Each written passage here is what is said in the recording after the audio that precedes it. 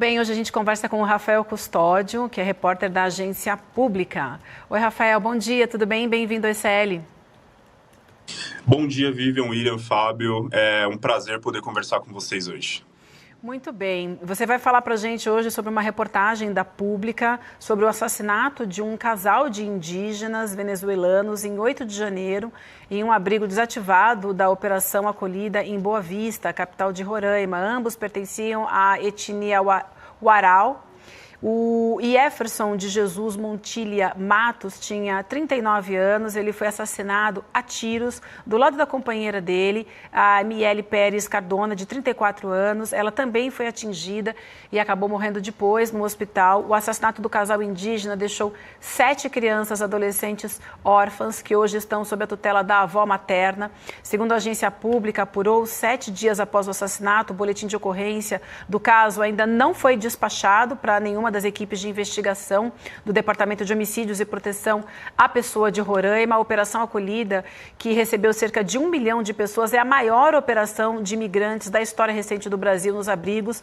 Muitos relatam medo com outros ataques desse tipo, né? O que você tem de informações que você pode contar para a gente, principalmente sobre a motivação do assassinato desse casal? Bom, a Polícia Civil trabalha inicialmente com a informação de que pode ter sido um acerto de contas. Essa informação foi apurada pela polícia de acordo com os depoimentos que eles colheram no local no dia em que o casal foi assassinado. Vale ressaltar que, além do casal de indígenas, um bebê de 4 meses, que era filho desse casal, acabou sendo atingido por um disparo na mão também. Ele estava no colo da Miela no momento em que o atirador entrou e efetuou os disparos contra esse casal indígena. Quais são essas outras dificuldades? O que você pode contar um pouco mais que esses imigrantes enfrentam? O Estado tem se omitido? Tem cúmplices instalados no local? O que você conta mais para a gente?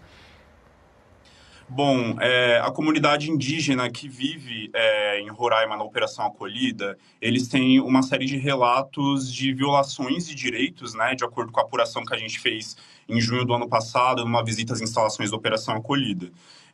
Um dos problemas principais que essa comunidade indígena enfrenta é com relação à desnutrição, né?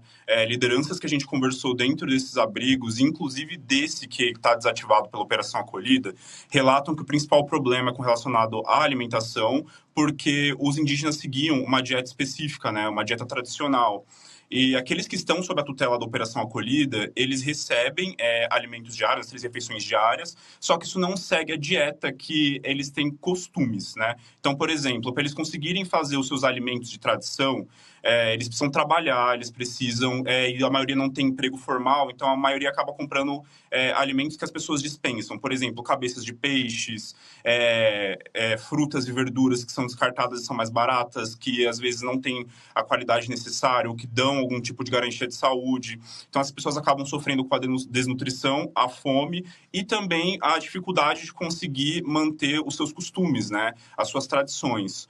Um dos relatos dentro dessa história desse casal indígena que foi assassinado, justamente de que quando a Operação Acolhida administrava esse local onde esses indígenas vivem hoje, eles não tinham a liberdade de poder fazer os seus rituais, os seus cultos, né? E existe uma liderança dentro dessas comunidades que é o Tuxaua, que ele tem uma certa autonomia para poder dar diretrizes ali para a comunidade, e isso acabou sendo descartado, né, tanto pela organização que administrava o abrigo, quanto pelo Exército Brasileiro, né, que exercia ali a função de administrar esse espaço. Eu li a reportagem e algumas coisas me chamaram a atenção. Primeiro, o nome do lugar. É um nome quase que escatológico. Isso eu não vou falar aqui porque não vem ao caso, já que é um caso de morte, essa coisa toda. Agora, por que esse abrigo estava... Eu vi que esse abrigo foi inaugurado em 2016. Por que ele estava abandonado? E isso que você falou agora, por que se proibia a essa população assistida, ou que está ali acolhida, por que se proibia as manifestações da fé originária? Bom, o nome do abrigo leva o nome do bairro, né? O nome do bairro é Pintolândia, ele fica numa área periférica de Boa Vista. E esse espaço, na verdade, ele foi ocupado pelos indígenas que vieram para o Brasil em virtude da crise econômica, política e social que a Venezuela vivia, né? Vive ainda, na verdade. E aí, no final de 2016, eles encontraram esse ginásio abandonado, eles se instalaram nesse espaço, fizeram toda a limpeza, construíram suas divisões ali, né? Para cada família tivesse seu espaço.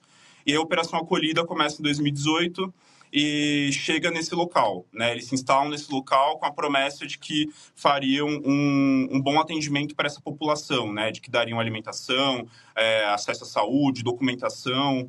Só que, a partir do momento em que a Operação Acolhida chega, o Exército, que também faz parte da operação, né, responsável pela segurança, distribuição de alimentos e pela zeladoria, a partir do momento que o Exército chega, o atendimento começa a ser militarizado. Então, as regras são do Exército e das ONGs que administravam o espaço. O que aconteceu? Em 2022, em março de 2022, a Operação Acolhida resolveu se retirar desse abrigo chamado Pintolândia e diz para essa população que eles poderiam ser remanejados para um outro abrigo maior, que é o Tuaranuco, que também fica em Boa Vista. Só que essas famílias não quiseram deixar o Pintolândia justamente porque ali eles conseguiriam ter a sua própria autonomia, né? As lideranças que a gente conversou desse espaço disseram que a comunidade estava cansada da forma como o Exército os tratava, né? De não dar essa autonomia para os tuxal, essas lideranças, também de não poder executar ali os seus costumes, por conta das regras que precisavam ser seguidas pelo Exército e pelo que a Operação Acolhida previa. Então, essas pessoas optaram por continuar ali no Pintolândia e, dessa forma, se tornar uma comunidade autônoma, porque dessa forma eles não teriam que seguir essas regras que os impediam de praticar os seus costumes, né? Só que, em virtude disso, a gente entra também numa outra questão.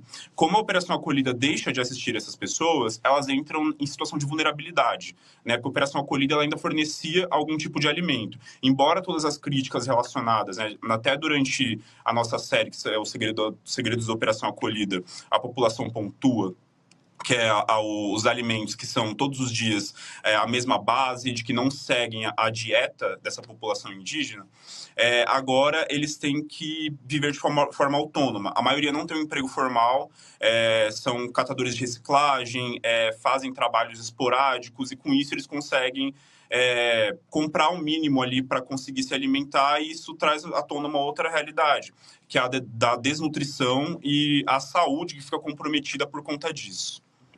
Assim, dados do CIMI de 2023, a gente não tem dados do dia 2024 ainda, dão conta da morte de 208 indígenas do Brasil, né, segundo o relatório do CIMI.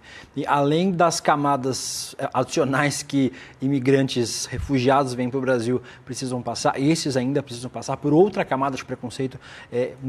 Excelente relato seu, e é importante demais a gente trazer esse tema aqui para o programa, porque é um assunto indispensável, né? A gente fala muito sobre violência contra imigrante e violência contra indígena. Nesse caso, duas minorias aí sendo vitimadas. Lamentável e, mais uma vez, excelente trabalho de vocês. Parabéns novamente pelo trabalho. A gente espera voltar a falar sobre esse tema e a gente espera sem notícias trágicas como essa, né? Uma tragédia de uma família inteira. A gente quer te dar os parabéns, Rafael, pelo trabalho. A gente nem chegou a falar da xenofobia contra os venezuelanos, né? Mas eu sei que isso tem ali também nas reportagens. Quero convidar também toda a nossa audiência para acompanhar o trabalho do Rafael e da Pública. E lembrar vocês, gente, que na semana que vem a gente está de volta, né? Toda semana a gente tem a Pública aqui junto com a gente. Rafael Custódio, super obrigada, é um prazer te receber por aqui. Parabéns pelo seu trabalho e a gente vai seguir acompanhando. Obrigada, viu? Boa semana para você. Feliz Ano Novo! Muito obrigado, feliz Ano Novo, foi um prazer poder conversar com vocês. Obrigado, Rafael, um abraço. Obrigada. Um abraço.